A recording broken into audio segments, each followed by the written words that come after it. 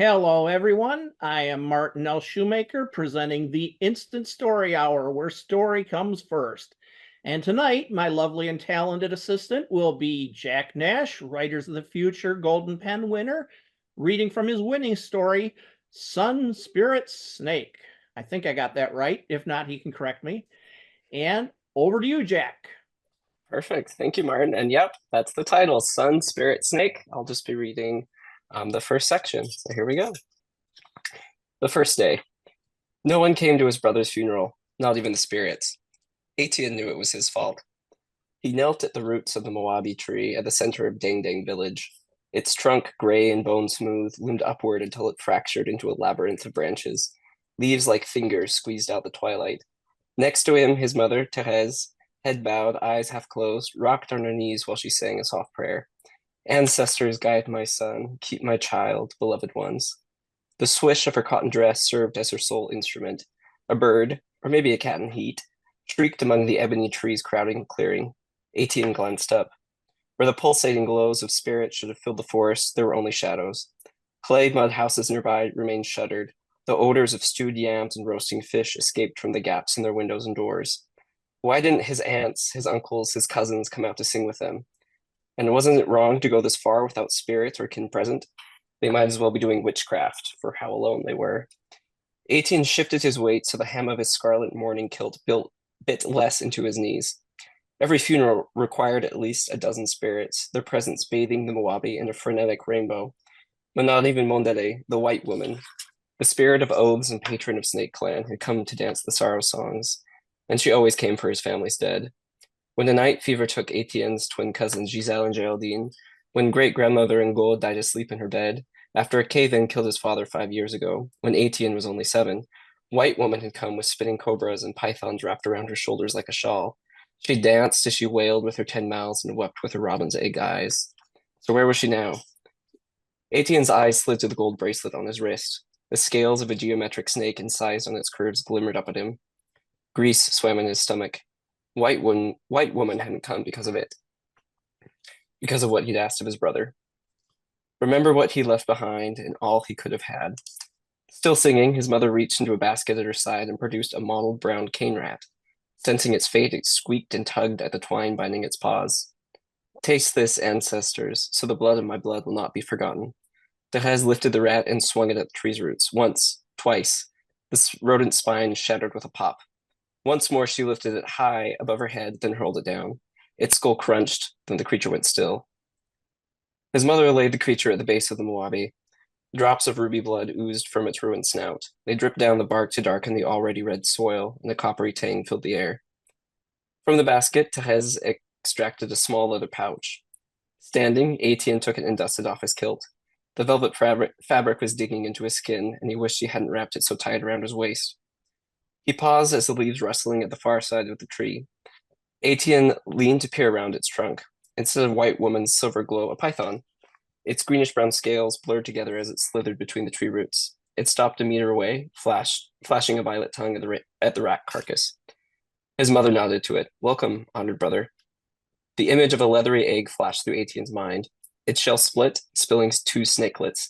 Slimy with amniotic fluid, they wriggled over each other as they intertwined. A sensation of familiarity swept through him. The standard greeting. Sibling.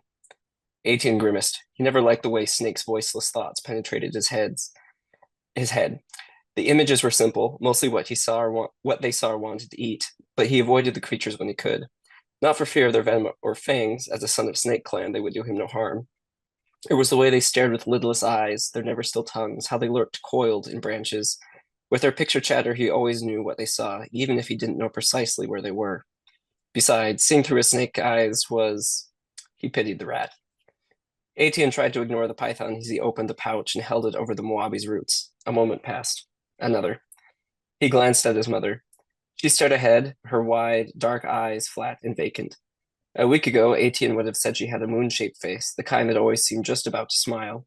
Now it was hollow and thin, like she was sucking on an orange made bitter from being plucked too soon from its tree. Only the skin sagging at the corners of her mouth, the loose braid she hadn't bothered to retie, betrayed any emotion. What was it? Anger? Grief? Disappointment? He wished he could sense her thoughts instead of the snake's. Well, His mother waved a hand for him to continue. Take this gold. 18 swallowed. He summoned the words she had thrown at him as she tried to explain the funeral rites. Taking in a breath, he hoped he had the right line. Take this gold, tree between worlds, and, honestly, Etienne, she puckered her lips. I'm trying. Etienne winced at the whine in his voice. He'd hoped that his mother would have forgiven him by now, but here he was, ruining Dieudonné's funeral. A funeral that wouldn't have happened if it wasn't for him. Don't bother singing, just say it. Take this gold and rejoice. Again, he gritted his teeth. Take this gold, tree between worlds, and rejoice in the company of my brother. Mumbled, rushed, but at least it came out in the right order. Etienne tipped the pouch. Gold dust streamed down, winking in the day's last glow until the metal flakes landed on the rat's blood. They stuck there, trapped, like stars on a crimson sky. The Mowabi's branches sighed. The pouch didn't take long to empty. There hadn't been much gold to begin with. Etienne handed it back to his mother. Be well, my son, and one day buy your way back home to me, she sang.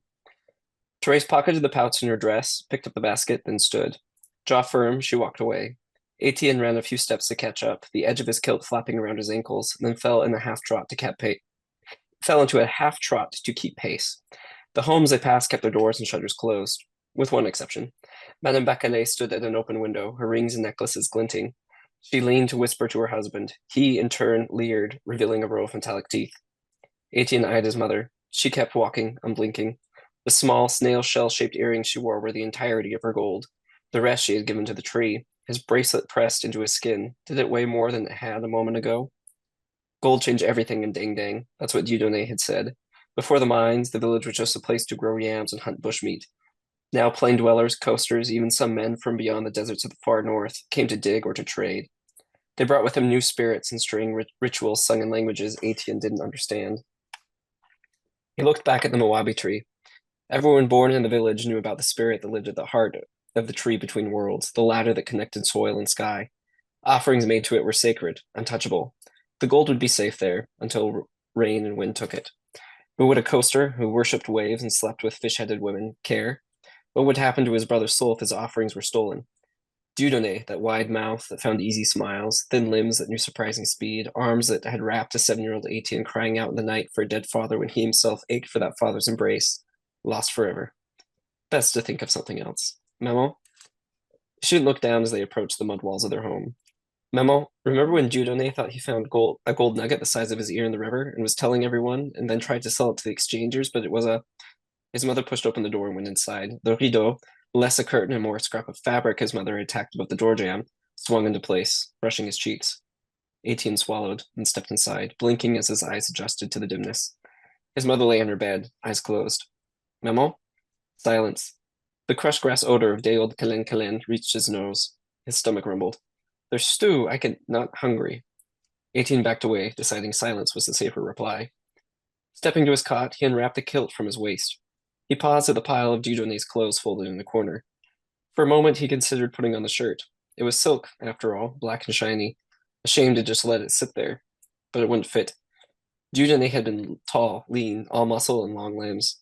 Etienne looked down at his own arms. Too thin, he thought, and his ribs. He hated how they poked out on his chest, how his legs were short, but no thicker than sugarcane stalks.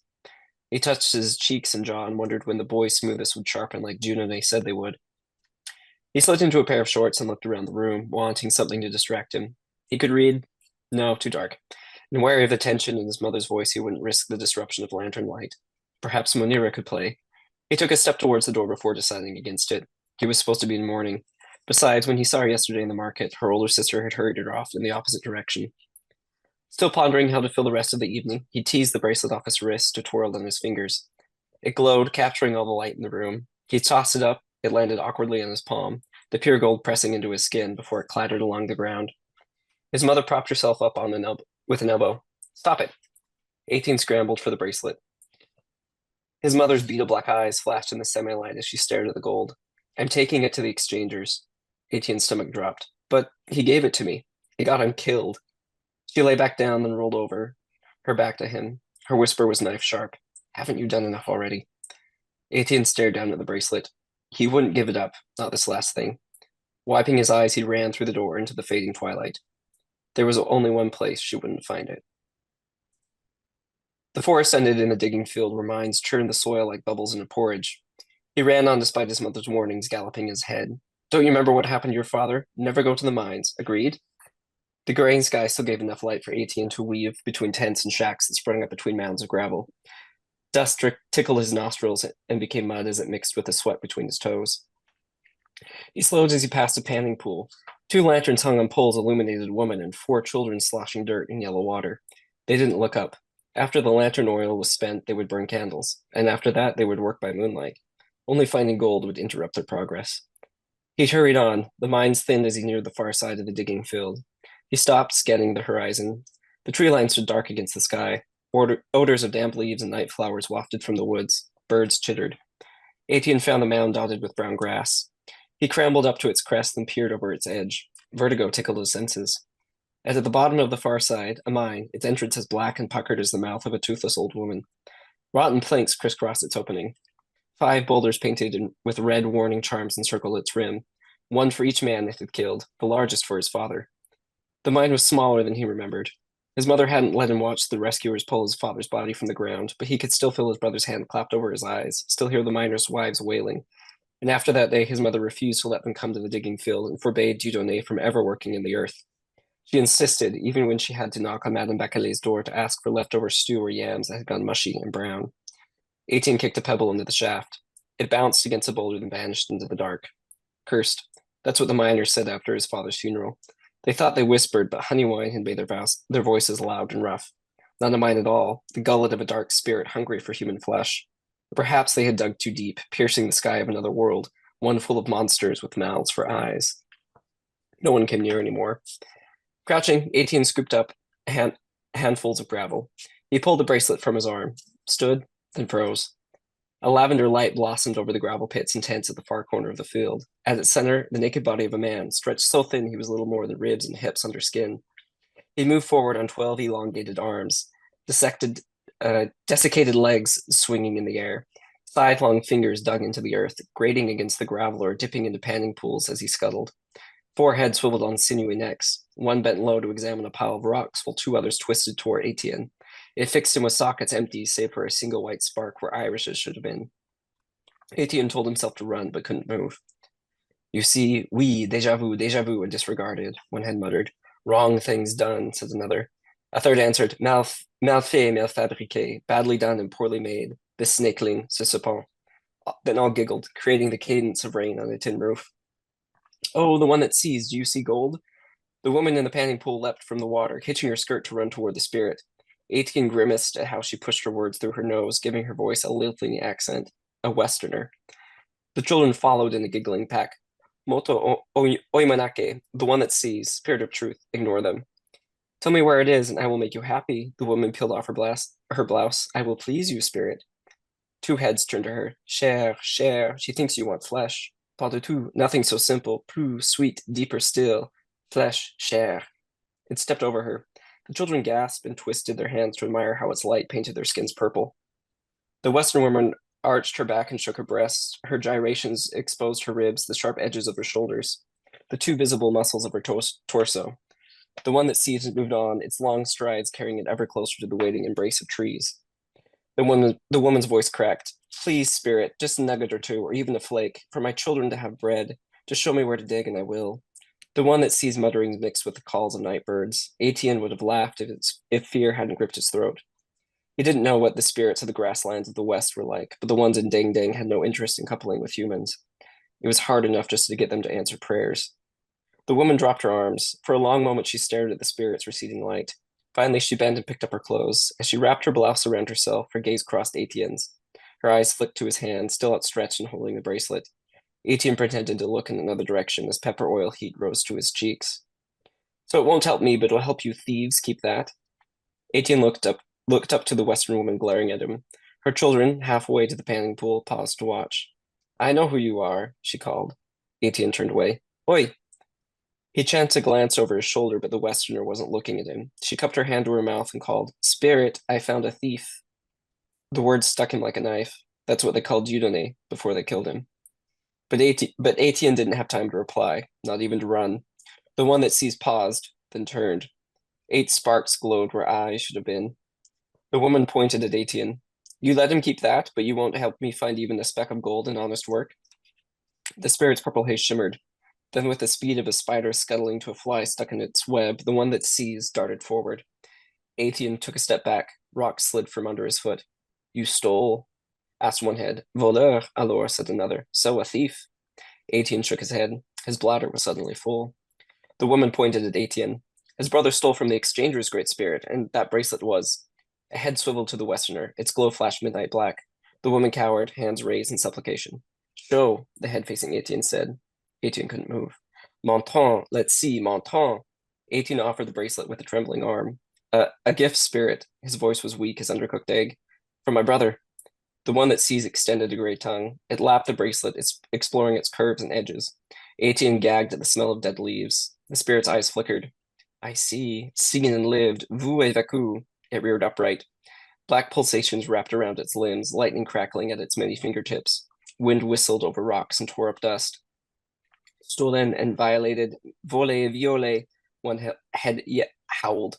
The others picked up the chant. Stolen. Volé. Stolen. The woman yelped and pulled her children to the ground. Pebbles bounced against their heads. Give to us. Arms swooped for Etienne. Undo. Make right. Please, Etienne clutched the bracelet to his chest. A hand-trailing white spark started for him. Etienne leapt aside, and the rocks underfoot gave way.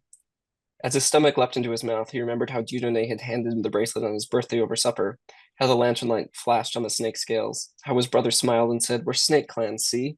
When I'm in the city or away trading, or if you go somewhere in this big world, remember that. You, me, maman, papa, all our aunts and uncles, we're one family, and we're special, because snakes never die. Not really. They just shed skin and start over.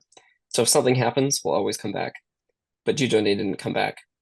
Dieudonné's smile lingered as the world inverted, as rocks tore into Etienne's elbows and shoulders, as the smooth surface of the bracelet slipped from his fingers. The plague sparring the mind's entrance withstood his weight only a moment. As they shattered, he'd wondered if this was how his father felt, or Dieudonné, at the end. He didn't scream. He only tensed his muscles for the inevitable. The maelstrom ended. The Westerner, Sandrine, blinked dust from her eyes, then counted the children under her arms. 4, all there, balled up and whimpering, but there. Sandrine forced a smile. All over. It's okay. The one that sees stood at the crest of the gravel mound, its purple glow tranquil as spring flowers. One head bent to the far side of the mound. It picked up a shining something from a cluster of weeds.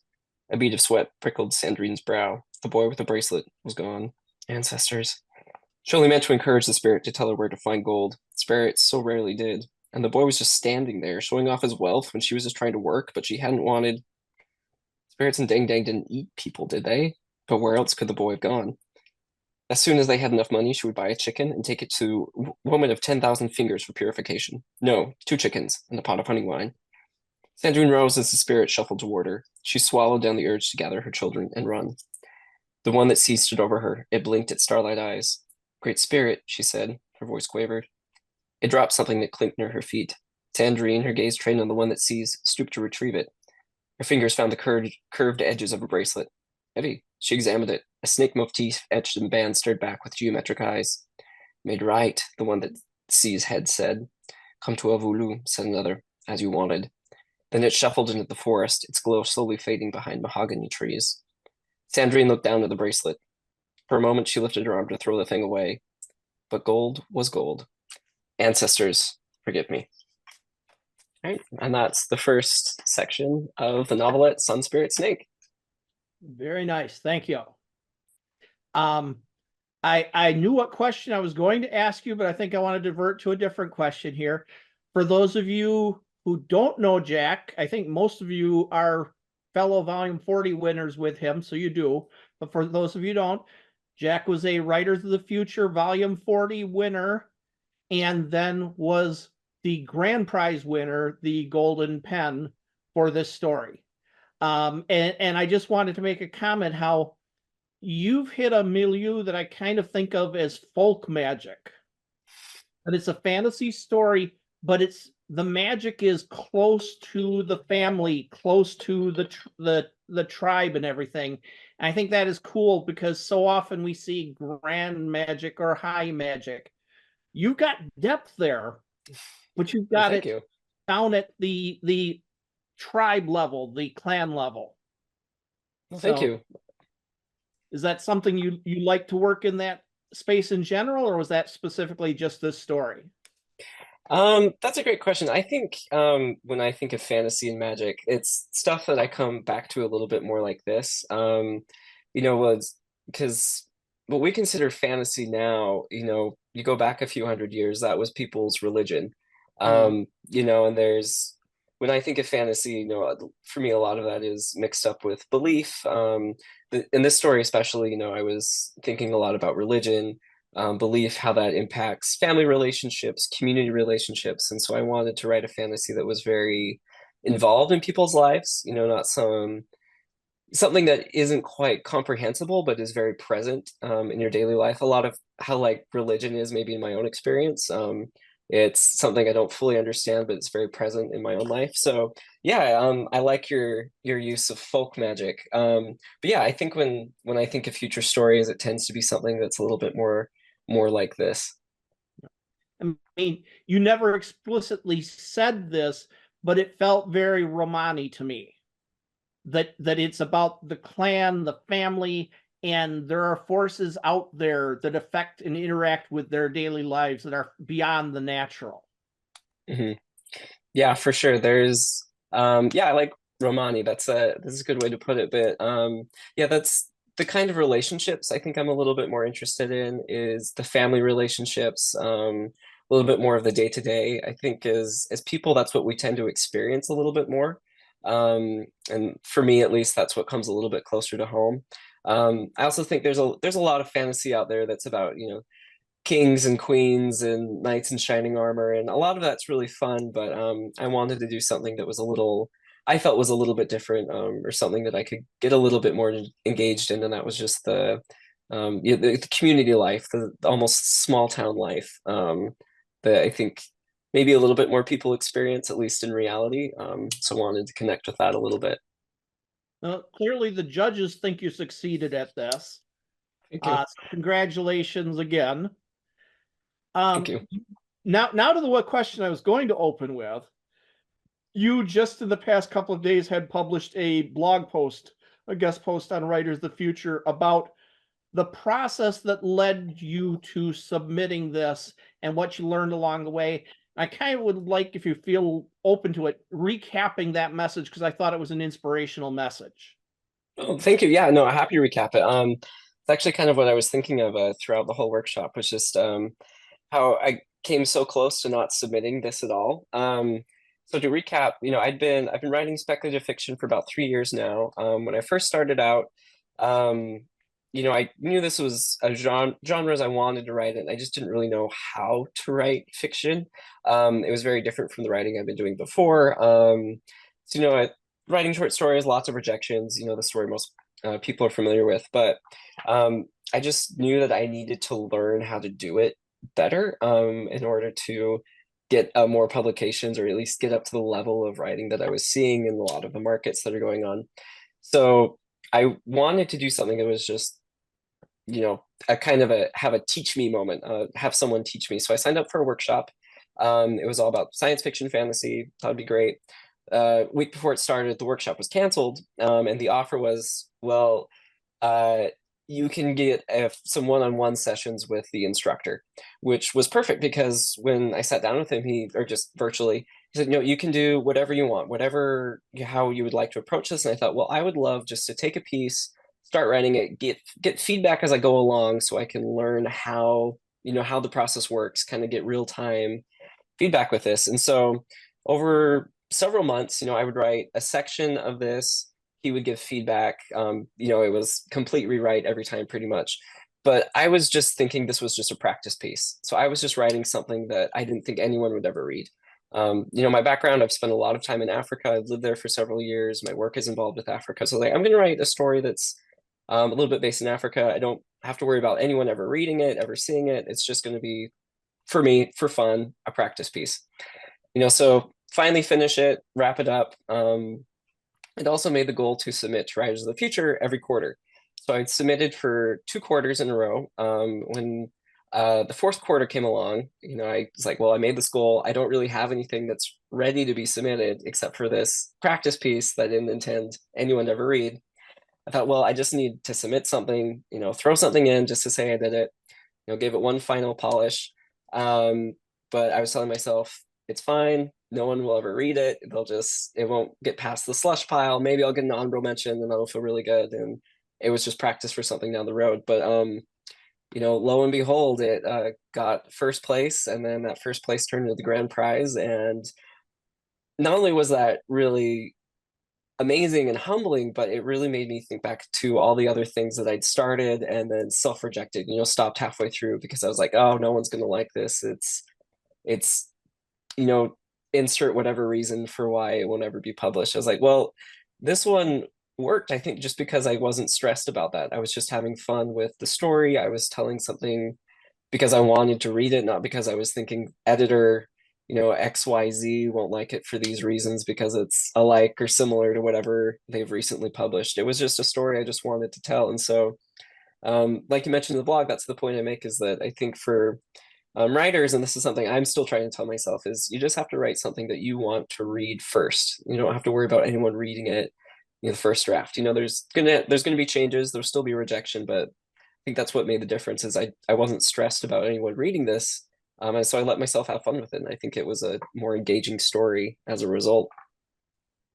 I don't know if you've read him because he goes back a really long ways. Barry Longyear was a very successful writer early in his career. Hugo, Nebula, and Campbell in the same year. Wow. And practically killed himself between his addictions and because of the stress. And one of the lessons he had to learn is that if he was writing for the fame and the money, it was part of his addiction. If he was writing for himself, it is part of his healing. And when I like read that. your story or your blog post, I was reminded of Barry. I like that. That you are doing your art because you need your art. And maybe some people will like it beside you.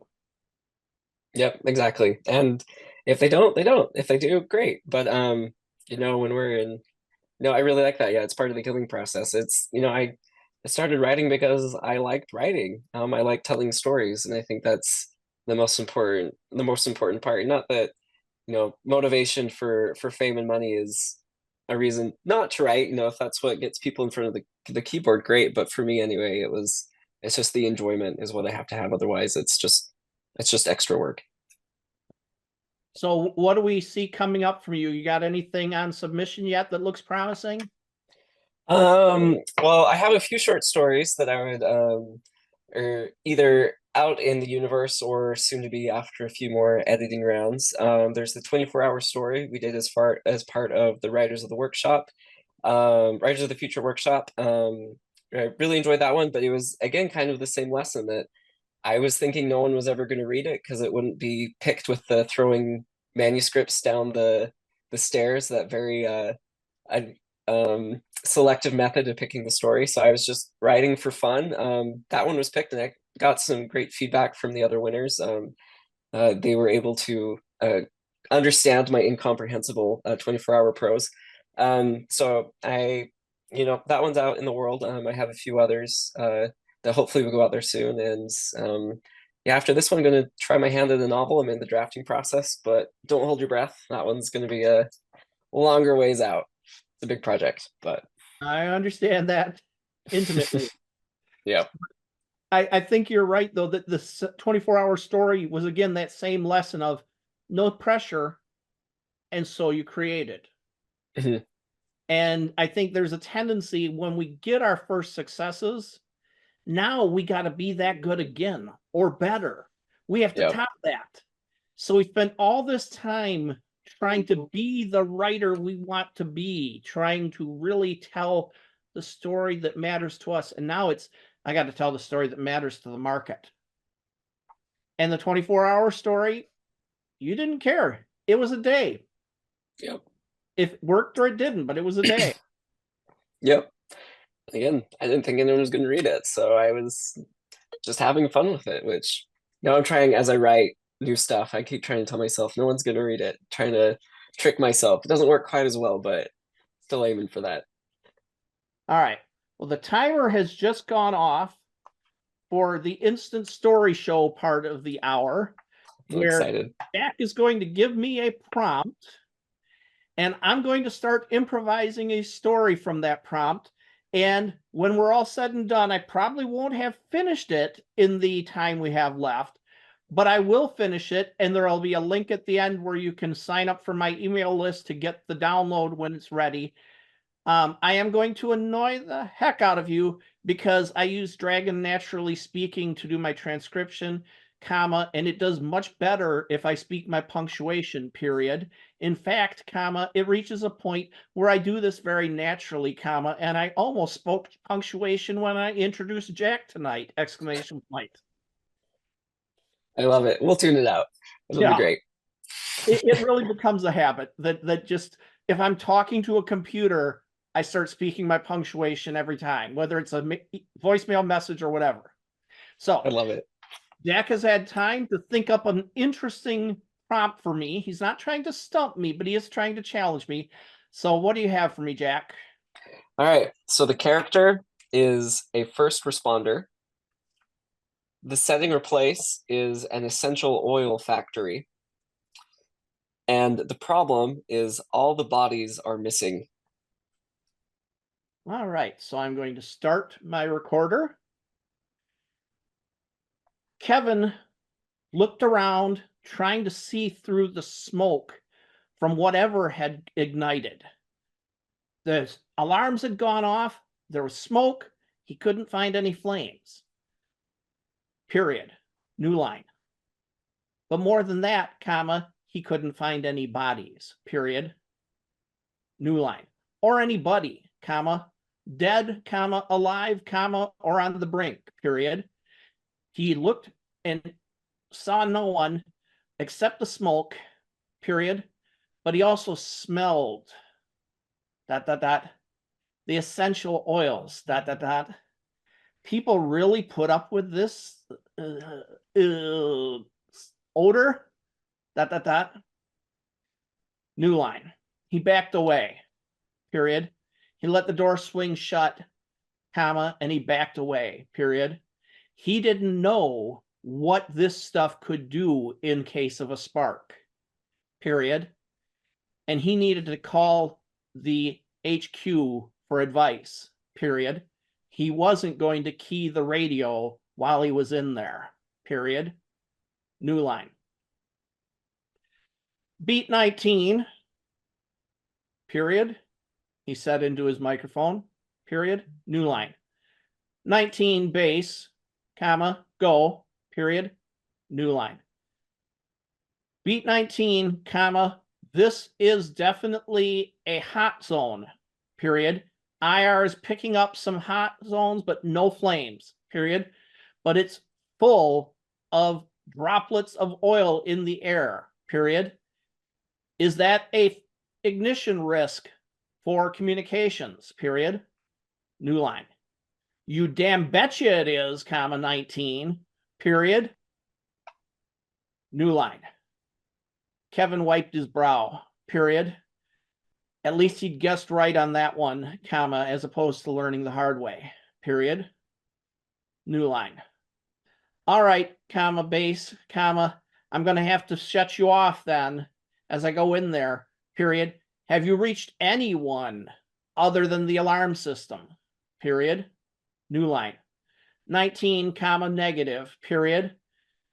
No contact from any individuals within the facility, period. We're trying to contact the owners, comma, and they are also unreachable, period. New line. What the fuck? Exclamation point.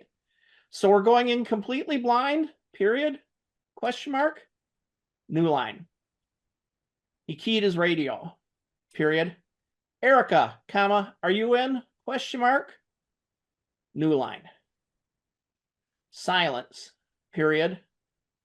That meant she was probably inside already, comma, and smarter than him, so she was inside with the radio off already, period. So he had his partner, comma, and there were more on the way, comma, but he was going in blind, period. New line. And that smell, new line. 19 out, period. If you hear a big boom, comma, look for me on the news, period. New line. 19, comma, base, period. Let's have no booms tonight, period. New line. He turned off the radio, comma, and said, comma, from your lips to somebody's ears, ...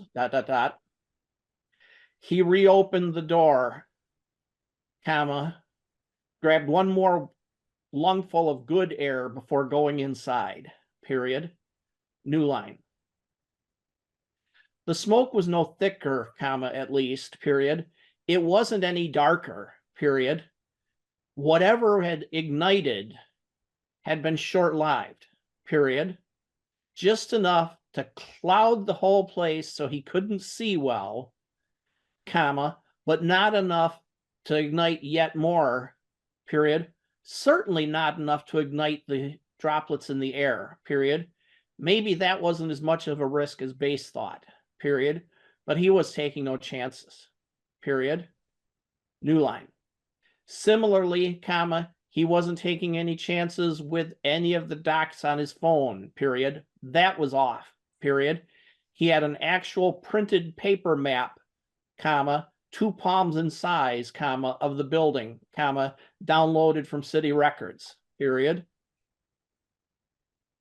All right, comma, alarm system, ... He scanned the left palm, comma, then the right palm, ... Nothing, period.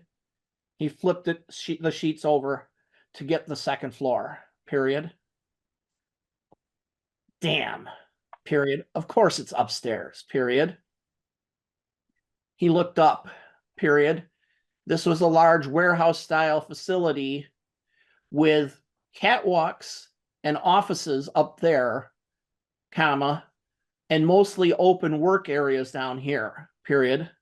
At least, comma, that's what the map said, period. He couldn't tell, comma, because the smoke was up there, period. New line. All right, comma, it was time, period.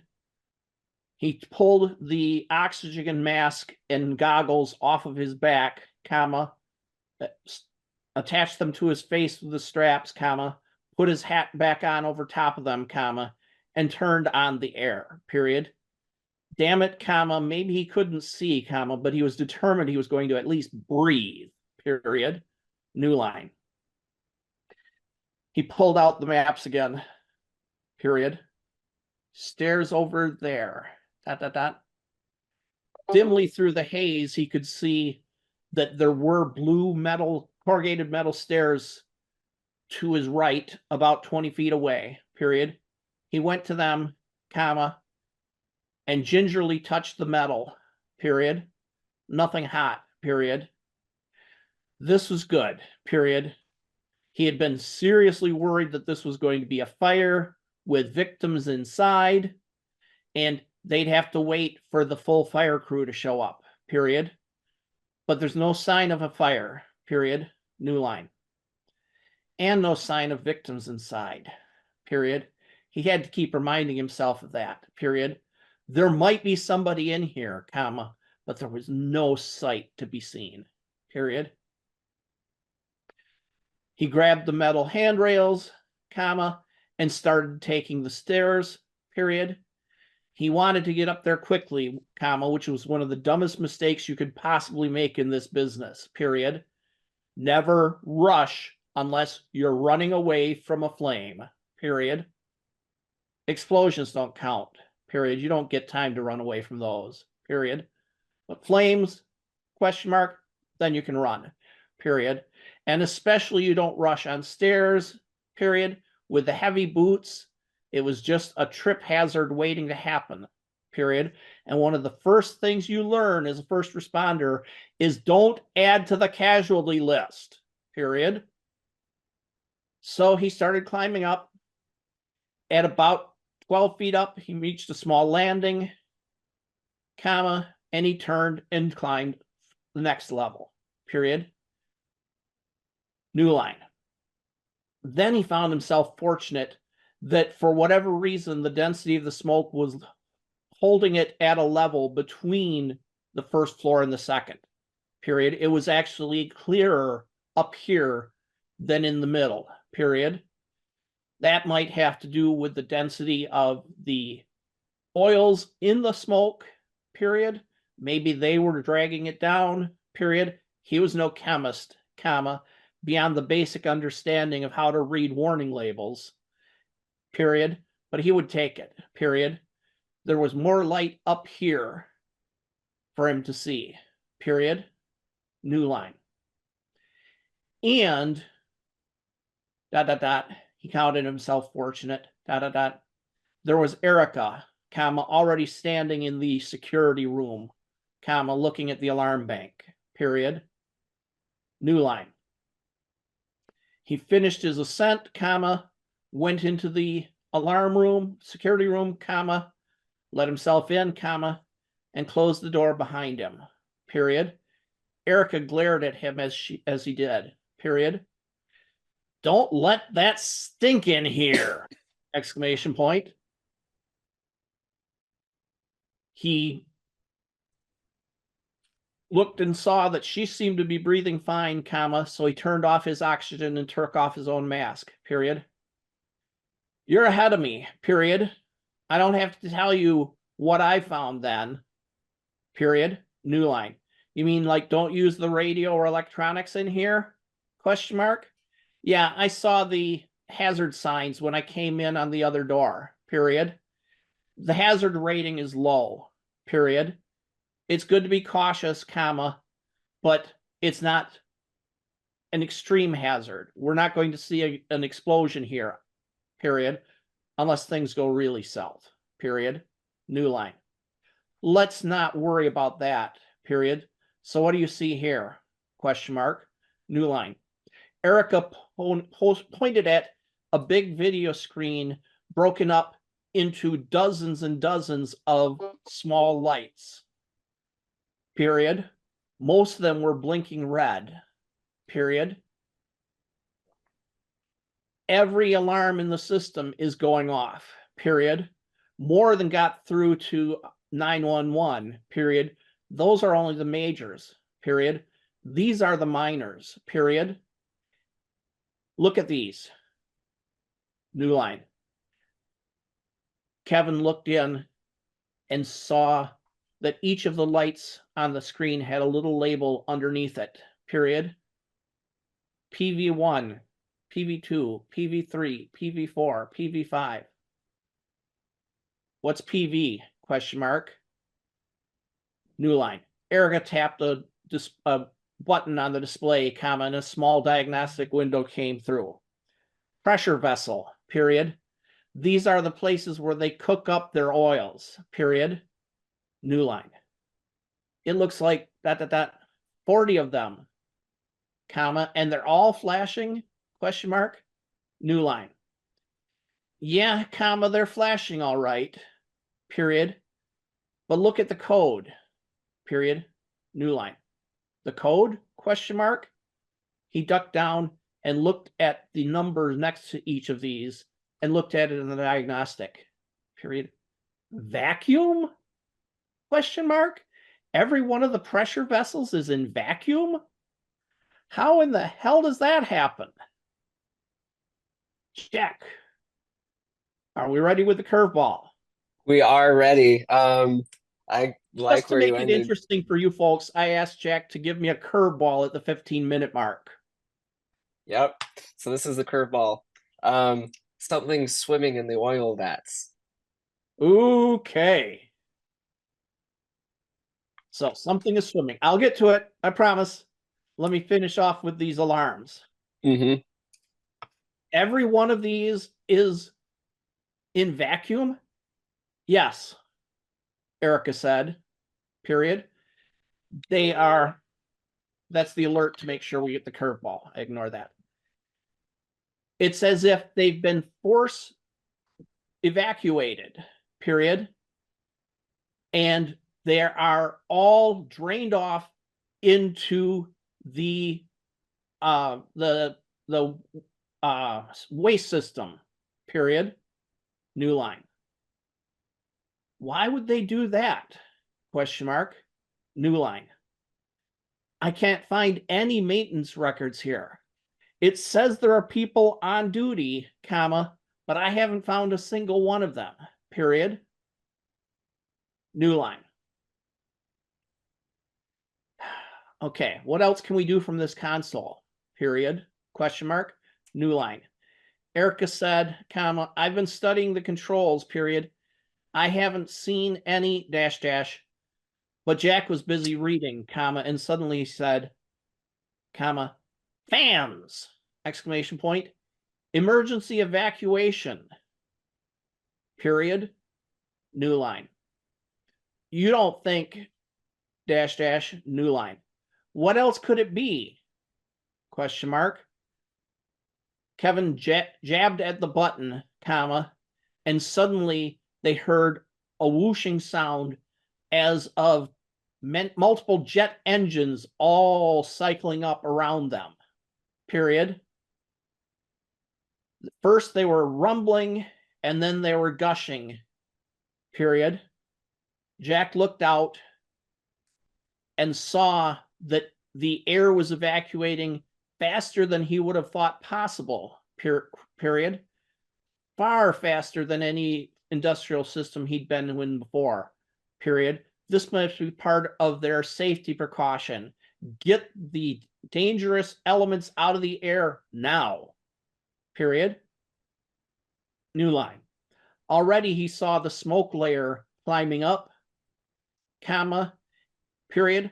Now, comma, up here, comma, with better lighting, comma, he saw almost rainbow mix of colors in there, comma, different oil droplets giving off an entire spectrum as it passed up and through vents in the roof, period.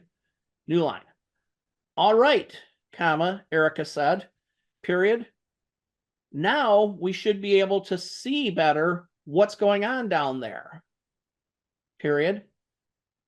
She stepped out onto the catwalk, comma, and looked down, period. Kevin, ... New line. What? Question mark. He walked out to join her, period. Look at that catch basin, ... New line. Kevin looked down, comma, and through the thinning smoke, he saw a giant catch basin, period. No doubt part of the disposal mechanism, period. It was filled with another source of rainbow luminescence of water, like oil skimmed all over top of it, which is no doubt what it was, period. This was bigger, comma, the size of a small high school swimming pool, period. And there were bodies in it, period. Are they all ... question mark. New line. No, comma, Kevin, period. They're moving, period. They're swimming, ... New line. New line.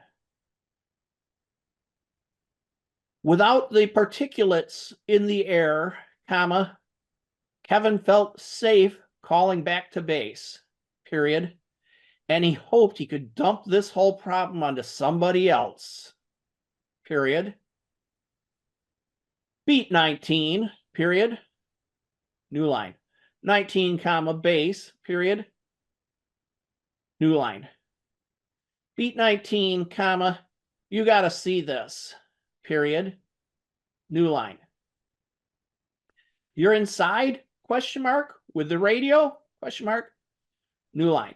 We've evacuated the particulates, period. It's safe, period. But take a look on the camera, period. He zoomed in his camera, comma, pointed it at the catch basin, comma, and waited for a response, period. New line. What? The hell, new line. As far as we can tell, comma, that's every single person who works in this building, comma, having themselves a pool party in contaminated oil, period, new line. Kevin,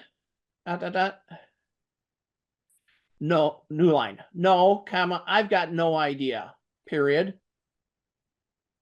New line. Kevin, comma, fire and rescue is pulling up outside, period. They'll be in shortly, period. But I think you need to go down there and talk to those people, period. New line. Kevin looked at Erica, period. I was afraid they were going to say that, period. New line. New line. As they approached the catch basin, comma, they saw many bodies bobbing up and down inside, period. From this close, comma, it was easy to tell that there were nude bodies, period. All of the clothing was around the edges, after all, period. And they were slimy, comma, oil-covered bodies, period. This stuff was a mess, period. Once again, comma, Kevin imagined having that stuff floating through your house, comma, and into your lungs and out again, comma, all day long, At least, comma, he hoped it would be out again, He might never be able to smell this stuff again in his life without gagging, period. New line. But it wouldn't do any good to gag right now, period. They had work to do, period. He walked up closer, comma, leaned almost over the edge of the catch basin, comma, and said, comma, hello, question mark, new line. A thin woman with long hair that might have been blonde if it wasn't oil-soaked, popped her head up, comma, opened her mouth, comma, and disgorged a series of bubbles before finally getting to an empty mouth so she could say, comma, come on in, exclamation point. The water's fine, exclamation point. New line. New line. Before Kevin could say anything, comma, Erica added, comma, we're not, not, new line. New line. A short man with balding hair, balding head, popped up next to the woman, period. Oh, comma, but this is so wonderful, period. It's like, It's like every great hot spring ever on the planet, comma, all rolled into one, period. It's power, period. It's energy, exclamation point. It's, new line. It's evolution, exclamation point, the woman said, period. This will take you to the next level of the universe, period. New line. Jack looked around, comma, and thumbed his radio, period. Beat 19, comma, where's that fire crew, question mark. New line. 19, comma, base, period. They're having a problem, period. None of the doors will open, period. New line. We came in through 2 doors, period. New line. You did, comma, they can't, period. New line. And that looks like just about the right time to do our closing for now. There comes the alarm. That's a good stopping point. Come on. And I will be dictating the rest of this later on tonight. And I will be closing with a short video, which will include both a QR code and a link for Jack's site and for my newsletter. If you sign up for my newsletter, when this story is finished and transcribed, you will get a copy. That was a challenging one. And then your curveball took me completely away from the direction I'd been going. But that's the fun. That's fun. No, it was great. I had the curveball planned a little bit before you got to the vacuum vacuuming out the tank. I was like, oh, this feels like a perfect segue into it. But you went very different direction than I was thinking it would go. So that was fun. Great job. Thank you. I spent some time as a security guard in various warehouse situations, so I have lots of memories to draw on for describing this stuff. I was wondering about that. I was like, I don't think I could come up with this much detail for VATs and systems and all that. So that's really cool. Well, and if I couldn't, I'd have made it up, and maybe you'd know the difference. Maybe you wouldn't. At FireCon last year, part of the prompt included the Mayan underground. I have no bloody clue what the Mayan underground is like, but I made it up because I had a story to tell and I had a time limit, and I probably That's didn't awesome. get close. But so this is why when I talk to you folks about the 24-hour story back at the workshop, I promised you it gets easier because I've been doing a lot of practice and it really is about this easy for me. For me now, a 24-hour story is about an hour story. I love it. I can do about 5,000 words in an hour if it's a good day. Wow. So, Well, let's write that fast. all right. So Awesome. thank you, Jack, for being a fantastic first, lovely, and talented assistant. I thank you all for joining us here. Next week, we're going to have another installment, and we are going to have, and I think we've lost him, Mark Love, who is a Michigan mystery writer and was signed in earlier. Mark will be coming to join us here. So he wanted to sit in and see what he was getting himself into. So Awesome. Well, thank you so much for having me, Martin. thank you. And let me launch the video with our